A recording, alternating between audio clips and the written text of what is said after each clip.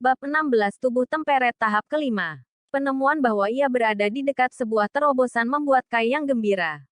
Untuk itu butuh 3 tahun baginya untuk sampai ke tubuh tahap ketiga yang pemarah. Tetapi pada hari kedua mendapatkan buku ini, dia telah menerobos dan sekarang sekali lagi dia akan menerobos lagi. Kecepatan latihan ini juga membuat Kai Yang agak takut. Mempraktikkan catatan tubuh yang marah menghabiskan banyak stamina. Jadi Kai Yang beristirahat setelahnya dan perlahan-lahan mendapatkan kembali staminanya. Setelah mendapatkan kembali staminanya, ia memakan sisa makanan dan terus mencari herbal. Kemarin dia melakukan perjalanan ke semua tempat dari ingatannya yang berpotensi menumbuhkan ramuan yang dibutuhkan. Hari ini dia harus mengandalkan keberuntungan. Untungnya, nilai ramuan ini tidak tinggi, sehingga peluang untuk menemukan mereka hari ini masih tinggi. TL, percayalah padaku Kai Yang. Keberuntungan adalah satu-satunya hal yang tidak perlu kamu khawatirkan. Setelah seharian mencari, Kai Yang telah menemukan total 78 ramuan herbal dan 2 bunga roh berdaun 3 chaos. Kali ini dia akhirnya menemukan ramuan yang dia butuhkan untuk mengaktifkan pembakar dupa. Tetapi jumlah yang dia miliki masih kurang. Waktu berlalu, dan kegelapan segera datang. Kai Yang masih terjaga. Bukan karena dia tidak lelah tetapi dia terlalu lapar untuk tertidur. Asteris Lingling. Dan awalnya dia berencana untuk berburu beberapa permainan liar. Tetapi belum pernah melihat seekor kelinci pun. Sayangnya dia hanya bisa menemukan beberapa buah beri seukuran kuku yang sangat asam. Ketika dia selesai memakannya, itu hanya membuatnya merasa lebih lapar. Jika saya tahu ini akan terjadi, saya akan membawa lebih banyak bola nasi. Kai Yang bertobat. Tidak ada toko di daerah terpencil ini, di mana dia akan menemukan makanan. Rasa lapar ini sangat memalukan. Kai Yang kemudian melihat di kejauhan. Sedikit api. Seketika energinya kembali. Mengangkat dirinya. Dia berjalan ke arahnya. Mereka berani menyalakan api di hutan. Orang-orang ini idiot atau mereka tidak perlu takut. Kali ini, orang-orang ini milik yang terakhir. Ketika dia mendekati, seseorang di dekat api gemuruh. Siapa? TL dan Ed, T pangkat T. Kai Yang Anda akhirnya akan membuat beberapa teman. Pada saat itu, Kai Yang merasakan otot-ototnya menegang dan tulang punggungnya menggigil. Kedua orang di dekat api itu waspada. Yang satu tinggi dan yang lainnya pendek. Seseorang memiliki tubuh kekar dan memegang busur dengan panah berlekuk. Ia mengarahkan panah ke Kai Yang. Yang lainnya adalah seorang anak laki-laki. Berusia sekitar 11 tahun dan matanya cerah dan tidak menunjukkan rasa takut. Di tangan bocah ini ada juga busur. Dan dia juga telah membengkokkan panah ke belakang. Tetapi jauh lebih kecil. TL. Mungkin tidak. Ed, bagaimana Anda bisa meragukan MC kami? Beriman. Meskipun Kai Yang dihadapkan dengan 2 panah, dia tidak punya niat sedikit pun untuk membalas. Berjalan di sekitarnya. Dia bertindak seolah-olah ancaman mereka tidak besar. Bikin santai aja. Saya hanya memasuki gunung untuk mengumpulkan herbal. Kai Yang cepat berkata. Setelah mereka mendengar ini, kedua orang itu saling memandang. Burli, aku benar-benar ingin mengatakan Buff perlahan-lahan menurunkan busur dan panahnya ke bawah. Dia kemudian memberi isyarat agar bocah itu untuk santai dan tertawa. Saya mengira bahwa api itu telah menarik binatang buas. Tetapi itu hanya alarm palsu. Petik 2. Maaf. Saya minta maaf. Kata Kai sedikit malu dan tertawa. Menyentuh dahinya. Pria kekar melambai ke arah Kai Yang. Ayo. Malam-malam dingin dan bertahan sendirian di sini tidak akan mudah. Petik 2. Ketika dia mendengar ini, Kai Yang berjalan dan duduk di sebelah api. Di sampingnya, pria kekar itu terus memandangi Kai Yang dan tidak bisa tidak merasa kasihan ketika dia melihat tubuh kurus Kai Yang kurus. Sekarang mereka duduk bersama. Wajar untuk berbicara satu sama lain. Dari obrolan ini, Kai Yang mengetahui bahwa pasangan ayah dan anak ini tinggal di kaki gunung. Dan datang ke sini untuk berburu dan mencari nafkah.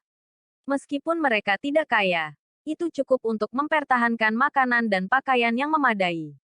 Bocah itu, meskipun masih muda, adalah seorang veteran yang sedang berburu. Dan bersama ayahnya, mereka datang ke Blackwing Mountains berkali-kali untuk berburu. Dengan demikian pengetahuan mereka tentang gunung jauh lebih besar daripada milik Kai Yang. Kai Yang juga memberitahu mereka sedikit tentang dirinya sendiri. Setelah dia memberitahu mereka bahwa dia adalah murid Menara Langit, pria kekar itu terkejut. Sementara anak kecil itu menjadi lebih tertarik pada Kai Yang dan terus meliriknya dengan mata hitamnya yang mengkilap. Pria Han itu berkata, putraku juga ingin berlatih untuk menjadi seorang praktisi. Tetapi bakatnya tidak cukup dan dia ditolak. Jadi dia praktis memuja kalian. Petik 2. Pernyataan ini membuat Kai Yang mengingat 3 tahun terakhir dan pengalamannya. Bukan hanya itu membuatnya sangat dalam. Itu juga membuatnya dengan lembut menggosok kepala bocah itu dengan penuh kasih sayang. Ketika dia hendak mengatakan sesuatu, perut Kai Yang menggerutu keras. Bocah lelaki itu menatap kosong dan tiba-tiba tertawa terbahak-bahak. Dari tasnya ia mengeluarkan jatah kering dan memberikannya kepada Yang. Sekali lagi ini membuatnya sangat tersentuh. Tetapi ia tidak menerimanya. Kai Yang memandang pria kekar itu dan dia tersenyum. Makanlah.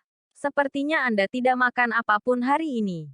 Petik 2. Kali ini Kai Yang tidak menolak persembahan dan dengan cepat melahap ransum. Setelah mengobrol lagi ketiganya kemudian tidur di sekitar api unggun. Meskipun Kai Yang tidak berani tidur terlalu banyak. Jika ada bahaya mendekati ayah dan anak itu, dia akan bisa bereaksi. Dia juga menganggap ini sebagai balasan atas pemberian jatahnya sebelumnya. Untungnya malam berlalu dengan damai dan tidak ada yang terjadi. Ketika pagi tiba, Kai Yang tidak menunggu ayah dan putranya bangun sebelum diam-diam pergi. Tetapi sebelum dia pergi, dia meninggalkan 2 bumbu sebagai ucapan terima kasih untuk semalam. Jika kedua ramuan ini kusut, mereka memiliki efek penyembuhan. Karena mereka terus-menerus di pegunungan, ramuan ini pasti bermanfaat bagi pasangan ayah dan anak. Dengan volume gas ungu timur meningkat, Kai Yang melatih catatan tubuh temper selama setengah jam. Ketika dia selesai berlatih, Kai Yang menarik napas dalam-dalam dari gas ungu yang menyebabkan meridiannya tiba-tiba bergetar. Perasaan hangat kemudian mulai mengalir di sekujur tubuhnya. Dengan energi di meridiannya berputar tanpa henti. Tubuh kelima tahap marah. Intuisinya benar. Dia memang berhasil menembus hari ini. Setelah berlatih selama setengah jam, dia benar-benar berhasil mencapai tahap selanjutnya. Kai Yang sangat bahagia dan merasa semakin bersyukur terhadap kerangka emas di tubuhnya. Meskipun belum lama sejak dia mendapatkan kerangka emas yang sombong, dia telah menembus 2 kali berkat itu dan catatan tubuh yang mudah marah. Kecepatan ini tidak tertandingi, dan ini dilakukan di bawah sejumlah pembatasan. Jika dia bisa berlatih sepanjang waktu, kecepatan apa yang akan dia raih? Pikiran ini membuat Kai Yang agak terdiam. Meski bagaimanapun, tubuh yang marah hanyalah fondasi untuk menjadi seorang pejuang sejati. Melatih tahap-tahap awal lebih mudah. Semakin tinggi bidangnya, semakin besar kesulitan untuk melatihnya. Setelah istirahat sebentar, Kai Yang terus mencari tanaman obat. Hari ini dia mendapatkan lagi panen yang cukup. Dia telah mengumpulkan lebih dari selusin rempah-rempah dan menangkap seekor kelinci yang gemuk, memecahkan masalah makanannya. Ini sudah hari ketiga perjalanan gunungnya dan dia telah mencapai ujung zona aman 10 mil. Lebih jauh dan Kai Yang tidak berani masuk ke dalam. Karena dengan kekuatannya saat ini, satu-satunya pilihan adalah menjadi makanan bagi binatang buas di dalamnya. Meski tidak terlalu dalam, panennya masih cukup bagus. Dia telah mengumpulkan lebih dari 20 jenis herbal yang berbeda. Dan menghitung 2 hari sebelumnya dia memiliki 40 jenis yang berbeda membuat perjalanannya di sini sangat bermanfaat. Sayangnya 2 ramuan utama yang dia butuhkan jumlahnya sangat kecil. Untuk menemukan 40 jenis herbal dalam 3 hari bukanlah panen kecil. Bahkan jika mereka semua kelas biasa, herbal peringkat rendah, dia masih bisa menukar mereka dengan jumlah poin kontribusi yang adil. Tapi ini sangat mengurangi waktu pelatihannya. Melakukan lebih banyak ruginya daripada kebaikan. Bab 17 Memerangi Binatang Iblis. Sekarang sudah sore dan Kai Yang sudah mulai berjalan menuju trek yang akan membawanya kembali ke Sky Tower. Kai Yang hanya diberi cuti 3 hari. Jadi dia harus kembali sebelum besok pagi. Kalau tidak, akan ada hukuman keras menantinya. Kai Yang merasa dia punya banyak waktu dan yakin bahwa dia bisa kembali sebelum gelap. Lagi pula, dia hanya 100 mil jauhnya. Tidak jauh. Dalam hatinya dia memegang antisipasi besar sehubungan dengan halaman ketiga buku hitam itu. Memikirkan hasil yang akan membawanya untuknya membuatnya senang dan memantapkan langkahnya. Di tengah perjalanannya kembali, Kai yang mendengar tangisan yang tidak terduga dan menusuk tidak jauh dari posisinya. Terdengar suara anak kecil berteriak menangis bercampur aduk. Ketika dia mendengar ini, dia menghentikan langkah kakinya dan menajamkan telinganya. Segera setelah itu, wajahnya berubah dan Kai yang dengan cepat berlari ke arah suara. Ketika dia mendengarkan suara itu, dia mengenalinya sebagai suara pasangan ayah dan anak dari malam sebelumnya. Dan suara tangisan anak itu berasal dari bocah laki-laki itu. Mereka berdua mungkin pernah mengalami semacam masalah. Atau mengapa mereka membuat keributan seperti itu. Tadi malam mereka memberi Kai yang beberapa jatah mereka. Dan bahkan jika itu untuk kebaikan mereka di masa lalu. Bagaimana bisa dia mengabaikan masalah mereka? Ketika dia berlari ke arah mereka, raungan sang ayah menjadi semakin putus asa dan anak laki-laki itu menjadi semakin lembut. Wajah Kai yang berangsur-angsur mengeras dan dia mulai memiliki firasat buruk. Pada saat Kai yang tiba, auman ayah tidak lagi terdengar dan dia hanya melihat gua gelap di bukit yang tinggi. Di sisi gua di tengah-tengah semak-semak, terjerat di antara beberapa sarang laba-laba adalah busur perak. Ini busur yang sama dengan yang dimiliki anak laki-laki tadi malam sebelumnya. Tanpa berpikir, Kai yang melemparkan barang-barang ini ke tanah. Meningkatkan inderanya dan langsung terjun ke gua yang gelap dan menyeramkan itu. Meskipun cahaya di dalam gua tidak terang, itu masih cukup untuk dilihat. Ketika dia melihat sekeliling, Kai yang terkejut menemukan bahwa gua itu tertutup jaring. Di dinding dan tanah, mereka saling bersilangan dan ketebalan bervariasi. Lapisan demi lapisan. Jalan di depan diblokir oleh banyak web. Tidak hanya itu, gua itu lembab. Air menetes dengan kecepatan stabil. Dan ketika Kai yang maju selangkah, kakinya tenggelam ke tanah. Menguatkan sarafnya, Kai yang berjalan dengan suara napas dalam-dalam. Hanya dia melihat kepompong besar seukuran manusia berputar dari benang laba-laba dalam keadaan seperti kepompong. Di bagian atas, itu mengungkapkan wajah manusia. Wajah itu milik pria kekar dari malam sebelumnya. Khawatir. Kai yang berlari ke pemburu yang terperangkap. Kekhawatirannya mereda setelah menemukan bahwa dia hanya tidak sadar. Mendengar Kai yang memanggilnya, pemburu itu dengan grogi bangun dan memanggil dengan lemah. Selamatkan anak itu. Anak saya diseret lebih jauh ke dalam. Saya mohon. Tolong selamatkan anak saya. Petik 2 titik titik titik. Masuk ke dalam. Ini mengejutkan Kai yang, saat dia berjuang untuk membebaskan pemburu dari jaring. Sayangnya jaring itu terlalu kuat untuk kekuatannya saat ini. Karena tidak mampu memecahkannya dia hanya bisa menyerah untuk sementara waktu. Menyelam ke dalam lubang. Ia mengejar bocah itu. Dari belakang pemburu itu memperingatkan. Hati-hati. Itu adalah binatang jahat iblis. Petik 2 titik. Ketika dia mendengar kata-kata binatang buas iblis, hati Kai yang berdebar kencang. Binatang buas iblis ini tidak seperti binatang liar biasa. Mereka suka membantai. Mereka adalah binatang buas sejati dan Kai yang bukan tandingan bahkan yang terendah di antara mereka dengan kekuatannya saat ini. Di Blackwing Mountains, alasan mengapa 30 mil pertama dianggap sebagai zona aman, justru karena tidak ada binatang buas. Sayangnya sepertinya, ada yang muncul. Ini benar-benar di luar harapan seseorang. Sekarang dia tahu itu adalah binatang buas. Gerakan Kai yang menjadi lebih dan lebih berhati-hati dan lembut.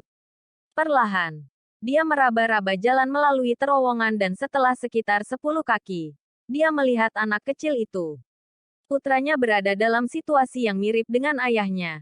Terbungkus dalam kepompong yang digantung di udara oleh jaring laba-laba yang lebih besar. Di sisi bocah itu, ada laba-laba bermotif bunga yang sangat besar, sedang mengisap sedotan. Sedotan dimasukkan ke dalam lengan bocah itu. Dan Anda dapat dengan jelas melihat darah merah gelap mengalir keluar dari sedotan dan masuk ke mulut laba-laba. Di tanah gua di lereng bukit ini, ada berbagai tulang dari semua jenis binatang yang bertumpuk seperti gunung. Seseorang hanya bisa membayangkan jumlah waktu yang dihabiskan oleh monster laba-laba di mentinggal di sini dan jumlah jiwa, manusia dan hewan yang miskin, yang telah menjadi mangsanya. Kai yang tidak punya waktu luang untuk memikirkan kemampuan laba-laba ini dan membentuk rencana yang tepat. Setiap detik ia menunda, meningkatkan kemungkinan bocah kecil ini naik langsung ke surga. Setelah diam beberapa saat, dia tiba-tiba maju ke depan. Laba-laba bermotif bunga yang luar biasa, besar, dan tidak berharap diganggu pada saat itu. Tak lama setelah Kai yang maju, sejumlah besar kekuatan diterapkan ke sisi spider iblis, dan lubang besar robek di jaring. Laba-laba bermotif bunga itu jatuh bersama Kai Yang. Bocah kecil itu juga jatuh melalui lubang dan jatuh ke tanah. Diserang begitu tiba-tiba menyebabkan laba-laba bermotif bunga menjadi marah. Itu 8. Kaki berbulu panjang menginjak tanah. Dan semua matanya terfokus pada Kai Yang. Bahkan sebelum dia sempat bangun, dia dijatuhkan oleh satu pukulan tunggal dari laba-laba bermotif bunga. Kai Yang menggeram. Tangan baja terbang keluar dan mendarat tepat di tenggorokan laba-laba. Ini sejenak mengejutkannya. Kai Yang mengambil kesempatan untuk menendang laba-laba, mengirimnya terbang. Dengan satu gulungan, Kai Yang berdiri dan berjongkok. Matanya terfokus pada pergerakan laba-laba bermotif bunga itu. Setelah konfrontasi kecil itu, jantung Kai yang berdetak kencang telah sedikit tenang. Untuk peringkat binatang iblis itu tidak setinggi itu. Kalau tidak, dia bahkan akan bisa berjuang melawannya. Kemungkinan besar itu hanya binatang iblis dunia pertama. Namun bahkan jika itu hanya binatang demon dunia pertama, mengingat kekuatan Kai yang saat ini masih lawan yang sulit. Saat kedua belah pihak mengukur lawan mereka, laba-laba bermotif bunga mulai menunjukkan tanda-tanda ketidaksabaran. Dan bukan hanya dia yang Kai mulai pamerkan juga. Tampaknya bocah lelaki itu kehilangan banyak darah dan menunjukkan tanda-tanda keracunan. Jika situasi saat ini tidak dapat diselesaikan dengan cepat, maka tidak akan ada waktu untuk menyelamatkannya. Tiba-tiba, laba-laba bermotif bunga membuka mulutnya untuk meludahkan benang sutra permata yang panjang. Itu meludah ke arah Kai Yang, menandakan awal serangannya. Sebelumnya, Kai Yang telah belajar tentang daya tahan utas ini. Jadi tentu saja ia waspada untuk tidak terjebak olehnya. Sekaligus, dia berguling ke samping dan menghindari serangan itu. Laba-laba bermotif bunga tidak menunjukkan banyak reaksi pada menghindar dan terus meludahkan potongan benang lainnya.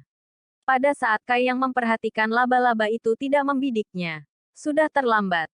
Seluruh gua telah ditutupi oleh jaring-jaring benang ini, menutup pintu keluarnya dan menjebaknya di dalam.